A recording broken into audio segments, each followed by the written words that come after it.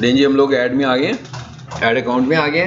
Previous class में हम लोगों ने सर्च ऐड की बात की थी और सर्च ऐड में हमने डिटेल से चीज़ें भी देखी थी कि भाई ऐड एसेट्स क्या होते हैं, और अगर आप बहुत ज़्यादा अट्रैक्टिव ऐड बनाना चाहते हो तो मैक्सिमम ऐड एसेट इस्तेमाल करें, क्योंकि ऐड एसेट की कोई कॉस्ट नहीं है, कॉस्ट आपके ऐड की है। मतलब आपने अगर ऐड पे 500 रुपया लगा दिया, अब जितने मर्जी ऐड एसेट्स लगाएं, ऐड एसेट्स लगाने से क्या होगा, आपका ऐड ज़्यादा गुड लुकिंग होगा, मतलब लोगों को ज़्यादा इंप्रेस करेगा, क्योंकि उस पर व्हाट्सएप का बटन भी लग गया, उस पर कॉल का बटन भी लग गया।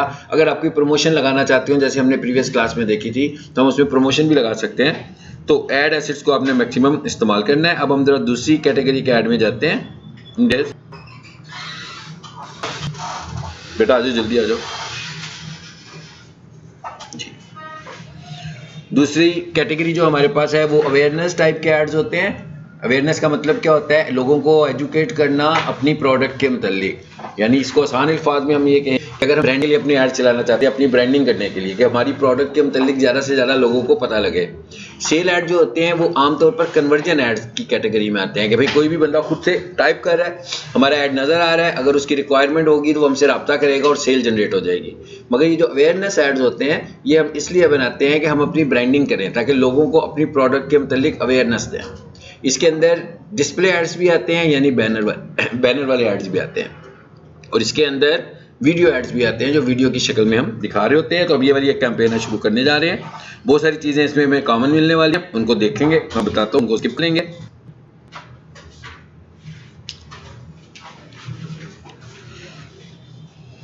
जी यहाँ पर आए हम जी, यहाँ से आकर हमने स्टार्ट किया यहीं से, क्रिएट कैंपेन विदाउट गाइडेंस, जैसे पहले कह रहे थे। वैसे मैं यहाँ से भी कर सकता हूँ, ठीक है, ये कोई ऐसी शर्त नहीं है कि यहीं से जाएंगे। चलें इस दफा यहाँ से चले जाते हैं, अवेयरनेस पे चले जाओ। अब अगर यहाँ पर देखो ना तो आपको 2-3 ऑप्शंस नजर आने लगे हुए हैं, ऐसी है ना।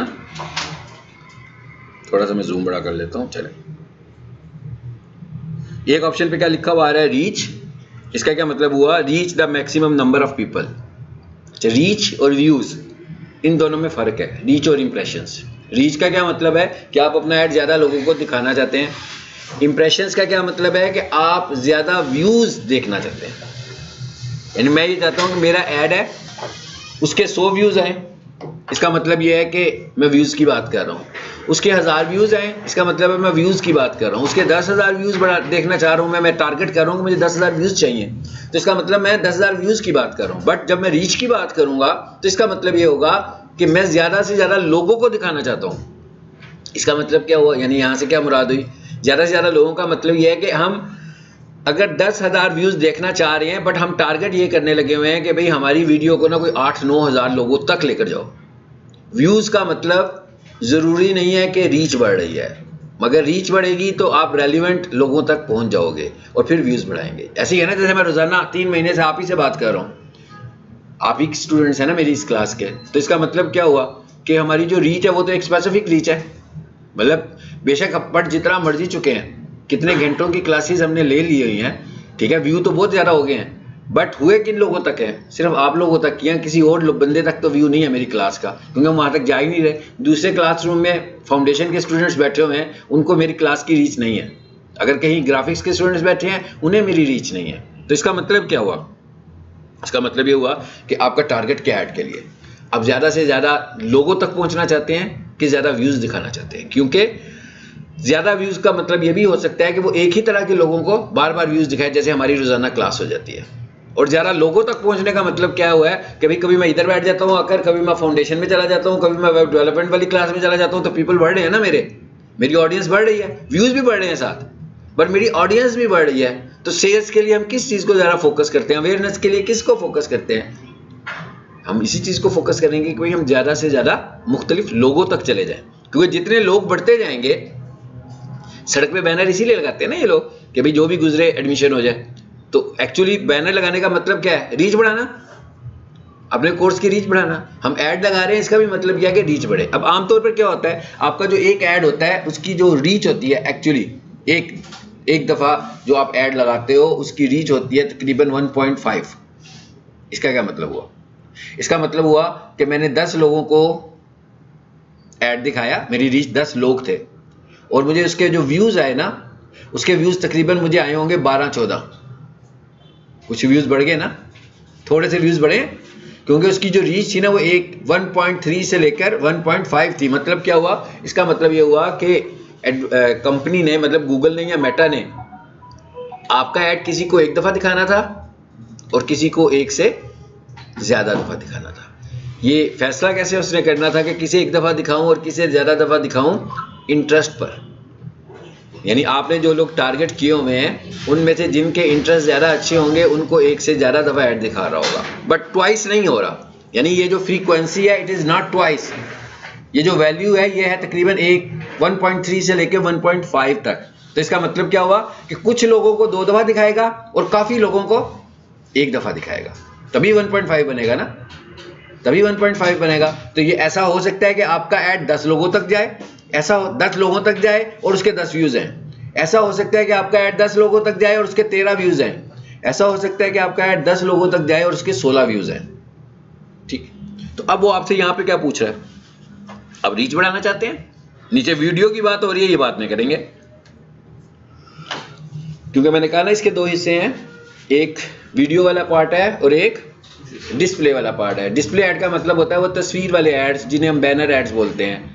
कोई भी वेबसाइट खोलें उस पर तस्वीर की शक्ल में ऐड आते हैं ना, पोस्ट जैसे बनी होती हैं, तो उनको हम डिस्प्ले ऐड बोलते हैं। तो इसका मतलब ये होगा कि अभी के लिए तो मैं आपको डिस्प्ले ऐड का बताने वाला हूँ, इसके बाद जो अगला पढ़ेंगे हम वो वीडियो ऐड पढ़ेंगे, इसलिए हमने उस वीडियो की बात नहीं की। तो हम यहाँ से क्या चूज करेंगे, डिस्प्ले। चलिए आगे आ जाते हैं।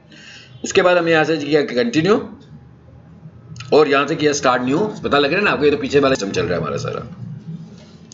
आपको याद होगा पिछली क्लासेस में मैंने कहा, पिछली क्लासेस में मैं आपको ये कह रहा था कि वो जो डिस्प्ले एक्सपेंशन का ऑप्शन आता था उसे ऑफ कर लो। तो एक्चुअली वो भी तो डिस्प्ले ऐड ही थे ना, वहां पर मैंने उसे ऑफ करवा दिया था। उसकी वजह ये थी कि वो मेरी मर्जी से नहीं थे चल रहे ऐड, वो गूगल ने खुद से डिसाइड करना था कि किन वेबसाइट्स पर या किन यूट्यूब चैनल्स पर चलाऊं और किन वेबसाइट पर और किन यूट्यूब चैनल्स पर ना चलाऊं। बट इस सिनेरियो में क्या है कि मेरी चॉइस होगी अब। यानी अगर मैं ये चाहता हूं कि मेरा ऐड ARY पर चले, अगर मैं ये चाहता हूं कि मेरा ऐड क्लिक इन्फो पर चले, अगर मैं ये चाहता हूं मेरा ऐड Jio.tv पर चले, ठीक है, या जो टीवी के ड्रामा चैनल्स होते हैं उन पर चले, तो अब मैं टारगेट कर सकता हूं चैनल्स को। इसका मतलब क्या हुआ, इसका मतलब हुआ कि मेरा ऐड खराब नहीं होगा, क्योंकि मैंने आपको उसकी प्रॉब्लम क्या बताई थी। उसकी प्रॉब्लम ये बताई थी कि भाई नए नए चैनल्स और नई नई वेबसाइट्स जो मोनेटाइज हुई होती हैं वो भी इसमें इंक्लूड हो जाती हैं। तो जिन लोगों के पास ट्रैफिक ही नहीं है, मैं अगर वहां पर ऐड चलाऊंगा तो मुझे उसका क्या फायदा होगा भाई, कोई फायदा नहीं होगा ना। मतलब एक चैनल है जियो चैनल, एक और कोई XYZ के नाम से चैनल आ गया जिसे लोग जानते ही नहीं, अभी उसको देखते भी नहीं लोग। अब अगर कोई बंदा उसके लोग कह रहे होंगे भाई मुझसे ऐड चलवा लो, तो क्योंकि अभी तो उसकी रीच ही नहीं इतनी बनी, उसकी ब्रांडिंग भी नहीं हुई है, तो हम अपना इन्वेस्ट उस पर तो ज़ाया नहीं करेंगे। हम किसी पॉपुलर चैनल पर जाएंगे जहां से हमें फायदा होगा, पता लगे भाई इसको देखने वाले लोगों की तादाद बहुत ज्यादा है। यही फर्क है वो पहले वाली डिस्प्ले एक्सपेंशन में और अब जो मैं डिस्प्ले करने वाला हूं। यानी डिस्प्ले ऐड जब हम चलाएंगे तो टोटल, इवन मैं कहता हूं कि भाई मुझे ऐड आज जितना भी बजट है ना, मुझे सारे का सारा बजट जो है ना, आज क्रिकेट का मैच हो रहा है, मुझे सारे का सारा बजट क्रिकेट इन्फो पे लगाना है। क्यों? क्योंकि उस पर बहुत ऑडियंस आई होगी, बहुत सारे लोग होंगे जो उस वेबसाइट पर होंगे आज की तारीख के लिए। लेकिन जब कोई टूर्नामेंट खत्म हो जाएगा फिर तो मैं क्रिकेट इन्फो पे नहीं चलाऊंगा, फिर मैं ये कहूंगा कि भाई अब मैं यूं करता हूं, ये टीवी ड्रामास जो चलते हैं ना रात को अपलोड होते हैं 8 बजे के बाद से लेकर 12 बजे तक, बहुत ज्यादा प्राइम टाइम होता है, लोग इसको विजिट कर रहे होते हैं, तो इस पर ऐड लगा देते हैं। क्योंकि किसी भी ड्रामे को, किसी भी प्रोग्राम को, किसी का टॉक शो हो, जैसे ही वो पॉपुलर टॉक शो होता है मिलियन व्यूज तो कहीं नहीं गए उसके ऊपर, एकदम से आ जाते हैं। तो इसका मतलब क्या हुआ कि आपने अपनी अवेयरनेस कर ली ना इतने सारे लोगों में, क्योंकि वो जब वो यूट्यूब देख रहे होंगे उसके ऊपर आपका ऐड चलने वाला है, तो आपकी तो अच्छी खासी अवेयरनेस हो गई। इसका मतलब क्या हुआ कि हमें फाइंड करनी है पहले वो चैनल जहां पर हम अपने ऐड को लेकर जाएंगे। अब हम ये वाला ऐड खुद चला रहे हैं। पहले जब सर्च ऐड में वो कह रहा था कि मैं डिस्प्ले ऐड चलाऊंगा, तो मैंने कहा नहीं मुझे इंटरेस्ट नहीं है, इसलिए कि सही जगह पे नहीं जा रहा।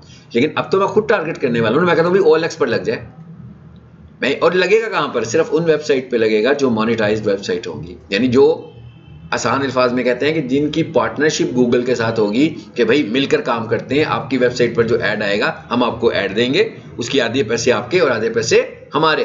हर किसी के साथ ऐसा नहीं होगा। अली बाबा की जो वेबसाइट है, ठीक है, उसके ऊपर ऐड नहीं लगते। यानी ये तो चॉइस वेबसाइट वाले की है ना, कि मैं कितना पॉपुलर हो चुका हूं, तो क्या मुझे गूगल ऐड लगाना है कि मुझे इंडिपेंडेंट एड्स लगाने हैं। ऐसा भी है, अली बाबा वाले कहते हैं आप हमारे पास आए, हमसे ऐड लगवाएं, इसका मतलब क्या हुआ, वो मोनेटाइजेशन में नहीं गए हुए, उन्होंने गूगल के साथ पार्टनरशिप प्रोग्राम नहीं किया। वो कह रहे हैं भाई हम खुद इतने पॉपुलर है तो हमें क्या जरूरत पड़ी है गूगल की पार्टनरशिप में जाने के लिए कि भाई जब ऐड लगेगा तो आधे पैसे हमारे और आधे उनके, हम पूरे के पूरे पैसे ही लेंगे। इसका मतलब ये हुआ कि एड्स किन कंपनीज पे लगेंगी, सिर्फ उन कंपनीज के ऐड लगेंगे जिनके मोनेटाइज्ड होंगे। तो हमें पता भी लग जाता है मोनेटाइज्ड, और उधर जब सर्च करेंगे तो लिखा हुआ भी आ जाएगा। ठीक है, सो अब हम आगे चलते हैं। अगले फेज में क्या है, पॉइंट समझ में आया हम कौन सा ऐड चलाने जा रहे हैं। इस वक्त हम डिस्प्ले ऐड चलाने जा रहे हैं। आप यूं समझ लो कि इस वक्त ना हम ये वाला ऐड चला रहे हैं। ये जी मैंने लिखा उर्दू जियो टीवी, उर्दू की वेबसाइट पे आ जाते हैं जी। नजर आया ऐड, मैं क्या नजर आने शुरू हो गए। ये वाला ऐड आ रहा है, ऐड ये भी गूगल ऐड है। ये ब्लू कलर का ऊपर आइकॉन आ रहा है, ये गूगल से लगा हुआ है। उसके बाद ये वाला भी आ रहा है, ये भी गूगल ऐड है। और नीचे आए जरा,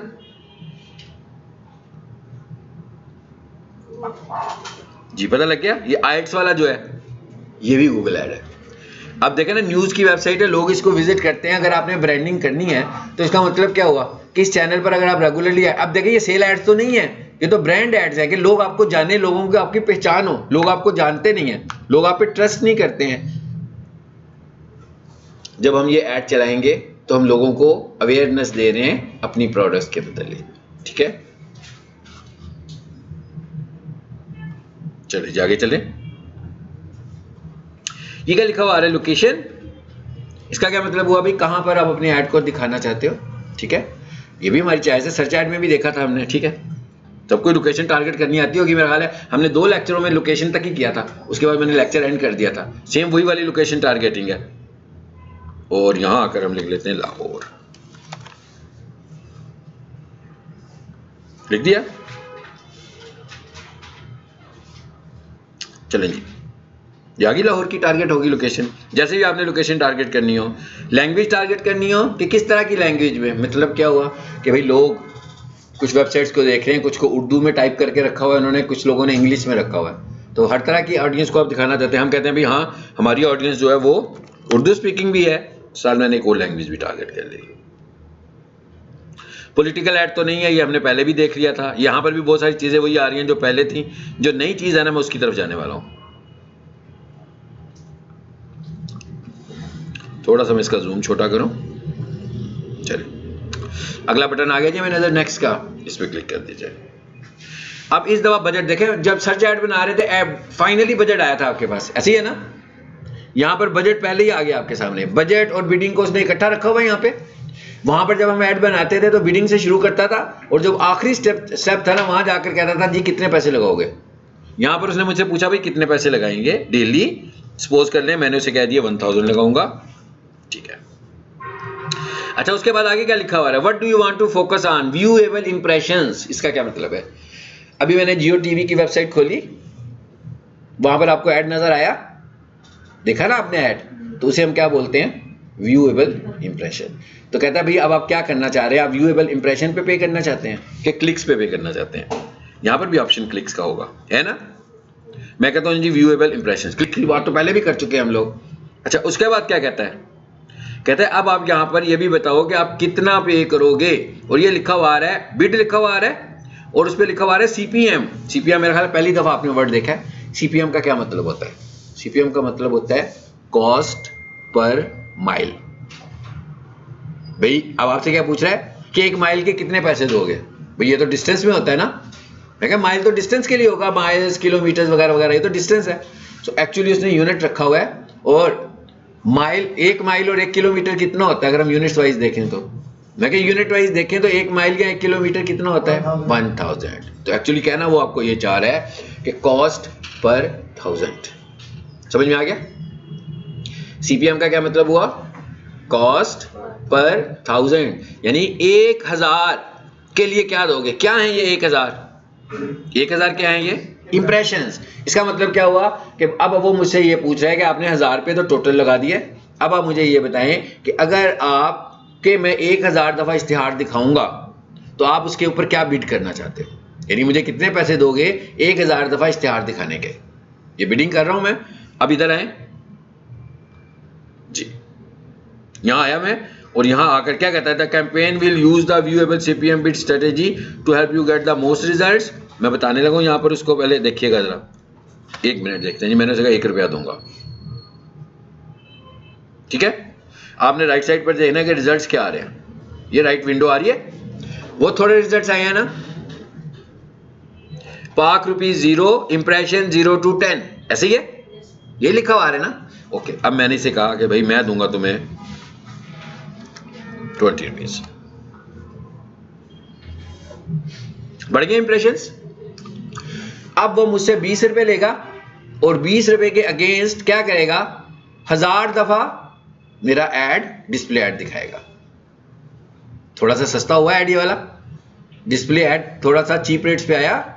जो दूसरे वाला ऐड था वो तो बड़ा महंगा था ना, 50 रुपए का, एक दफा नजर आता था, क्लिक होता था तो उस पर आता था। लेकिन इस दफा फर्क क्या हुआ, इस दफा वो दिखाने के भी पैसे ले रहा है। सर्च ऐड में दिखाने के पैसे नहीं थे, क्लिक के पैसे थे। यहां पर वो कहता है हर 1000 के ऊपर मैं चार्ज करूंगा। अब उसने क्या कहा, कहता भाई आपकी बिड जो बनेगी ना, अब यहां पर एक और वर्ड लिखा हुआ आ रहा है, VCPM। एक थी CPM कॉस्ट पर माइल, और एक लिखा हुआ है VCPM, मतलब और डिटेल से बता रहा है कि व्यूएबल कॉस्ट पर माइल। इसका क्या मतलब हुआ, कितनी दफा एग्जैक्टली किसी ने देख लिया, रुका वहां पर। तो कहता भी ये बिड आपकी बनती है 7 रुपए से 18 रुपए, और इसके ऊपर इंप्रेशंस कितने आ सकते हैं एक्सपेक्टेडली, 270K से लेकर 630K तक। अच्छा, यहां पर एक कंफ्यूजन दूर करना है आपने अपना। इसका मतलब ये नहीं कि इतने इंप्रेशंस हमें मिलने वाले हैं, वो कहता है इस बिड पर इतने इंप्रेशंस मिलते हैं। हमें तो उतने इंप्रेशंस मिलेंगे ना जितने हमने पैसे कंज्यूम किए हुए हैं। मतलब क्या हुआ, मैंने लगाया 1000 रुपया और मैंने उसे क्या कह दिया, भाई 20 रुपए की बिड कर दो मेरी। तो जब उसने पहली दफा मेरे 1000 इंप्रेशंस दिखाए, तो उसने मेरे 1000 रुपए में से कितने पैसे काट लिए, 20 रुपए, बाकी मेरे बच गए 980 रुपए। फिर उसने 1000 लोगों को दिखाया, फिर उसने 20 रुपए काट लिए। जब ये 20 रुपए माइनस करते करते मेरे पूरे 1000 रुपए कंज्यूम हो जाएंगे, तो मेरा ऐड चलना बंद हो जाएगा।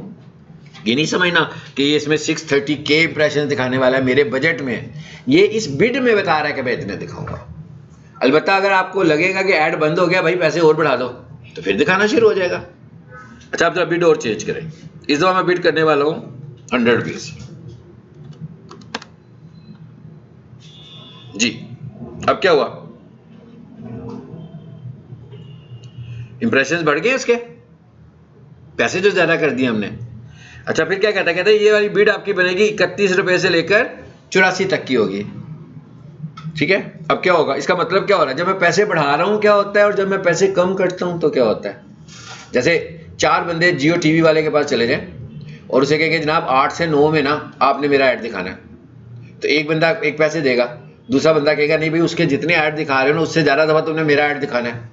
तो जियो वाले क्या कहेंगे कि भाई जो ज्यादा पैसे देगा उसको मैं ज्यादा दफा दिखाऊंगा। समझ में आई बात। तो इसका मतलब क्या हुआ कि पैसे मैं बढ़ाता जा रहा हूं, तो इसका मतलब मैं पोजीशन भी अच्छी लेता जा रहा हूं। अगर मैं 20 बढ़ाऊंगा तो मेरी बिड जो होगी वो 20 वाली में ही फॉल करेगी। जैसे वो कह रहा है ना कि क्या कहता है, एवरेज इंप्रेशन का 3184, यानी इतने पैसे जो लोग खर्च रहे होंगे वहां पर आपकी बिड चल रही होगी। लेकिन जो बंदा, मैं इसे कह दूंगा, अब मैं इसे कहने लगूं 400, देखिएगा मैं से 400, अब ज्यादा बिड कर रहा हूं मैं,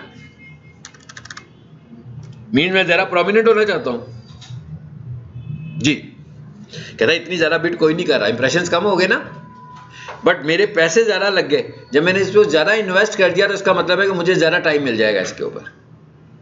और वो क्या कहता है कि इसमें क्या होगा, 73 to 236 की बिड लगेगी और आपको इंप्रेशंस कितने मिलेंगे, 65 से लेकर 140K तक।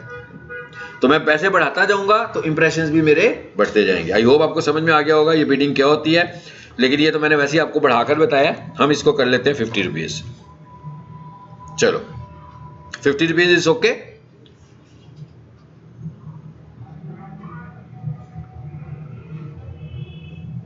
अब ये नई ऑप्शन आ गई है हमारे पास। ये वाली ऑप्शन भी सर्च ऐड में नहीं थी, ऐसी कोई ऑप्शन। इस पे क्या लिखा हुआ है, टारगेटिंग। ठीक है, इसका क्या मतलब हुआ कि भाई आप टारगेट क्या करना चाहते हो। इतना तो हमें पता लग ही गया है कि इसकी टारगेटिंग डिफरेंट हो गई। इसमें हमने क्या कहा कि हम लोगों की वेबसाइट पर ऐड चलाएंगे। यही कहा ना मैंने, अभी आपको दिखाया भी है, जियो टीवी पर ऐड चल रहा है। मतलब कभी जियो पे, कभी उर्दू पॉइंट पे, कभी OLX पे, चॉइस है हमारी, हम कहाँ का ऐड चलाना चाहते हैं, कौन कौन से मोनेटाइज चैनल्स हैं, नंबर 1। फिर हम यूट्यूब चैनल्स को भी तो चूज़ करेंगे कि भाई ये यूट्यूब चैनल्स बड़े पॉपुलर हैं, इन पर ऐड चला दो। तीसरे नंबर पर एक चीज़ हो गई वेबसाइट, एक हो गया यूट्यूब चैनल्स या यूट्यूब वीडियोस, और तीसरे नंबर पर क्या चीज़ हो गई, ऐप्स। मोबाइल ऐप पे भी तो ऐड आते हैं, तो कोई बहुत पॉपुलर मोबाइल ऐप है, ठीक है, तो हम चाह रहे हैं उसके ऊपर भी ऐड है, वो भी मोनेटाइज्ड होगा तो आएगा, मोनेटाइज नहीं होगा तो नहीं आएगा, ठीक है। तो इसका मतलब क्या हुआ कि टारगेट के लिए हमारे पास 3 पॉइंट्स हुए। अच्छा, उसके बाद अब अगर वेबसाइट में जाएं तो वेबसाइट में और डिटेल से बात करें तो हम ये कह सकते हैं कि भाई कौन कौन सी वेबसाइट पर चलाए, मतलब क्या हुआ, किस किस तरह की वेबसाइट हो, किन टॉपिक्स पर वेबसाइट हो। जैसे मैं कहूँ पीक सोल्यूशन एजुकेशन पर है, एजुकेशन पर है ना, क्रिक इन्फो स्पोर्ट्स पर है, जियो.tv न्यूज़ पर है, तो these called topics of websites.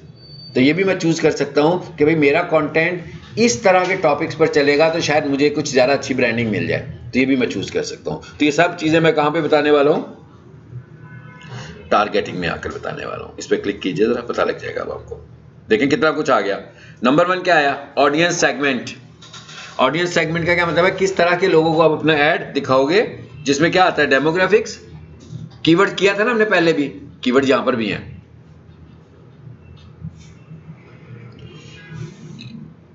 आगे वही सब डेमोग्राफिक्स आगे ब्राउज करें जरा जी, इसको जरा पढ़ लें एक दफा। हु दे आर, कौन लोग हैं वो जिन्हें आप ऐड दिखाना चाहते हो।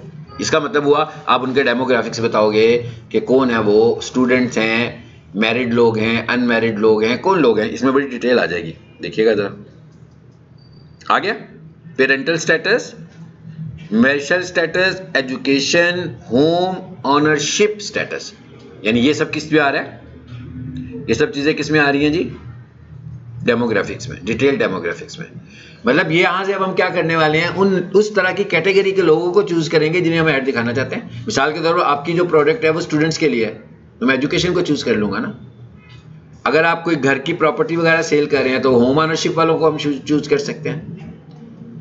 उसके बाद आगे क्या लिखा हुआ है, इंटरेस्ट, उनके इंटरेस्ट क्या होंगे, इसी तरह आगे इंटरेस्ट आ जाएंगे।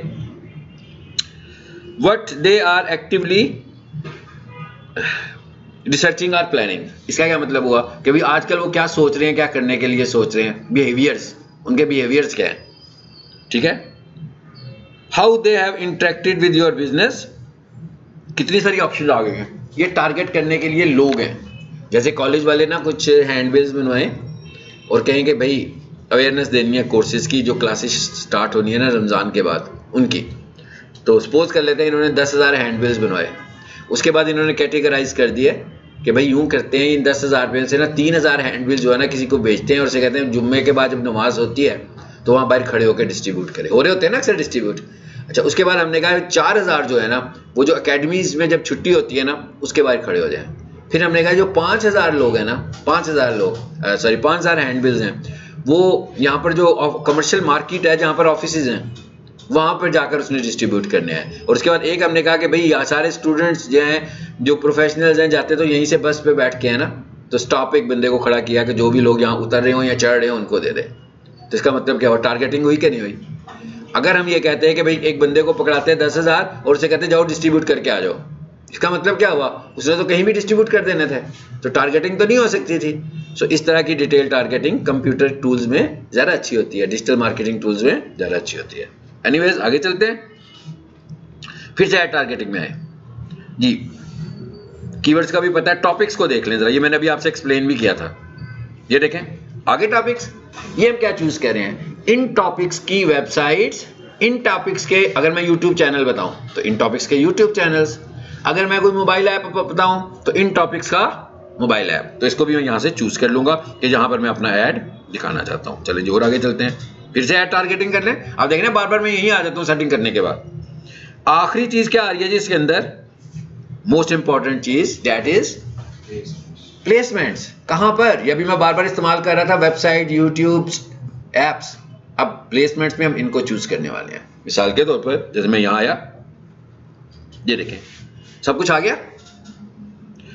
क्या कहता है, कहता है कौन सी वेबसाइट पे चलाएंगे जी, इस पे क्लिक कीजिए। यहां आया मैं और यहां आकर मैंने लिख लिया जियो।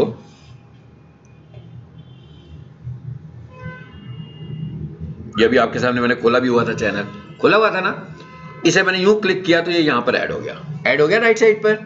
इसका मतलब है कि मैंने एक चैनल चूज कर लिया। इस तरह मैं जहां जहां भी ऐड चलाना चाहूंगा वो सारे चैनल्स यहां से चूज करता जाऊंगा। अच्छा जी भाई पीछे आ जाओ। चलिए यहां पे फिर ब्राउज कर लें इसको। इस बार चलते हैं YouTube के ऊपर, एक एक करके। ये आ गया, पता लगता जा रहा है ना मैं किस पे ऐड चलाना चाहता हूं। ये उनका शायद ड्रामों वाला चैनल है, इस पे भी लगा दिया भाई। और क्या आ गया, अब मैं यहां आया और दोबारा से कुछ ढूंढता हूं। स्पोर्ट्स लिखो, अब वो हमारे सामने स्पोर्ट्स चैनल आ जाएंगे कि किन स्पोर्ट्स चैनल पर आप ऐड चलाना चाहते हो। मुझे चैनल्स के ऐड YouTube देखना है ना, इस पे क्लिक करो। आगे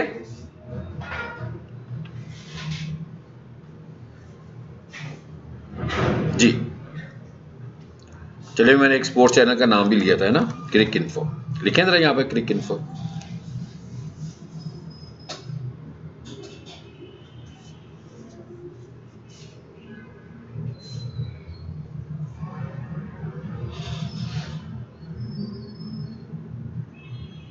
तो क्रिक इन्फो तो मुझे यहाँ नजर नहीं आ रहा, इसका मतलब इसके ऐड यहाँ से नहीं चल रहे होंगे, इसलिए वो यहाँ पे शो नहीं होने लगा हुआ। एनीवेज जो आगे तो मैंने उनको बता दिया और डन कर दिया।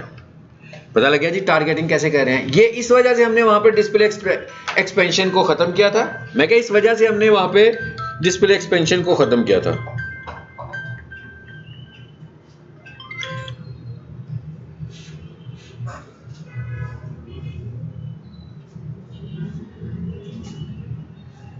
तो इसको जरा म्यूट कर लेने।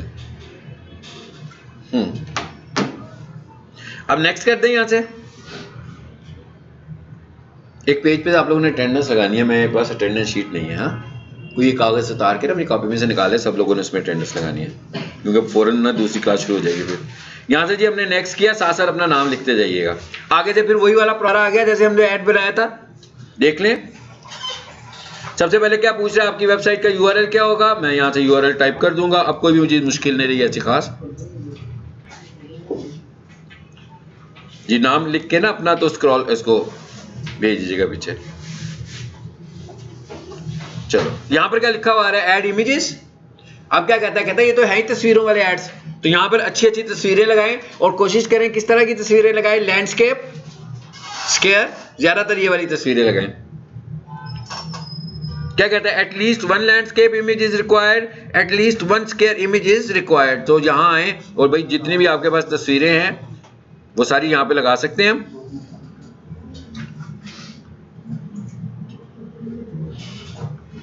चलो फिलहाल मैंने इतनी लगा दी है। और पिछली क्लास में हमने ये भी पढ़ा था, जब हम इमेजेस ऐड करते हैं तो हम खुद से जनरेट भी कर सकते हैं। तो वहां पर AI का बटन बना हुआ है जनरेट करने के लिए। इवन आप इस ऐड से इमेजेस जनरेट कर लो और सेव करके अपने दूसरे पर्पस के लिए ले जाओ।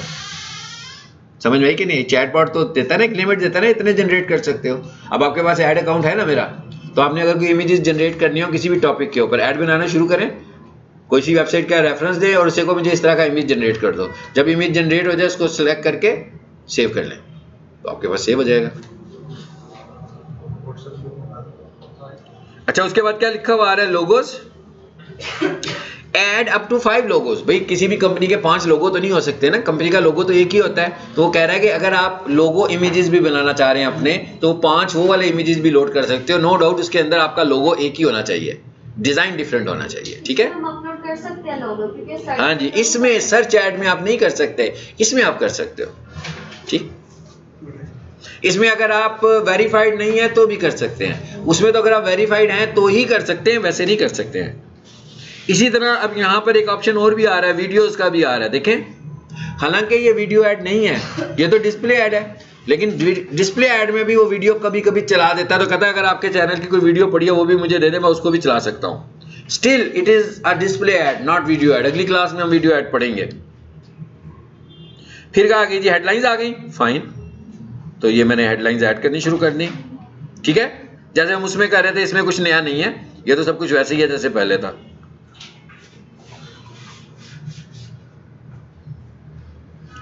ये मैं यहाँ से इसको भी क्विकली कर देता हूँ ताकि इसको हम कंप्लीट कर लें अब जी। हेडलाइंस भी हो गई, ये डिस्क्रिप्शन भी आ गई, इमेजेस भी आ गए, और आगे आए जरा क्या पूछ रहे हैं अब हमसे। ये क्या लिखा हुआ आ रहा है जी, एक लॉन्ग हेडलाइन की भी कहता मुझे जरूरत है।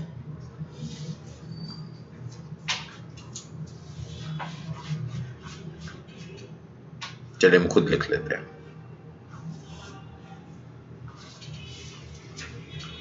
कितनी बड़ी दे सकते हैं? 90 कैरेक्टर्स में।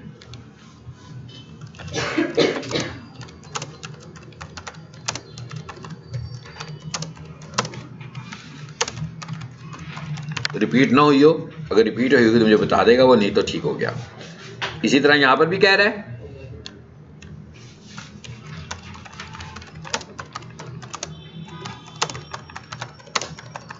चलिए ये मैंने एक और ऐड कर दी, तो आई थिंक ये कंप्लीट हो गया हमारा, और इसने अपनी ऐड स्ट्रेंथ को भी इंप्रूव कर दिया। देखें इस दफा ऐड हमारी एक्सीलेंट में भी चली गई। ठीक है, चलो बस फिनिश्ड होने लगा अब हमारा काम। इसको जी हमने यहां से नेक्स्ट किया जी। फाइनली इसको क्या रह गया करने वाला काम, कहता आपने अपनी कैंपेन का कोई नाम ही नहीं रखा हुआ। ठीक है, तो नाम इस था हमारा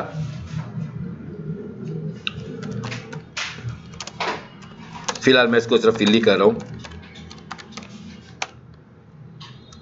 चलो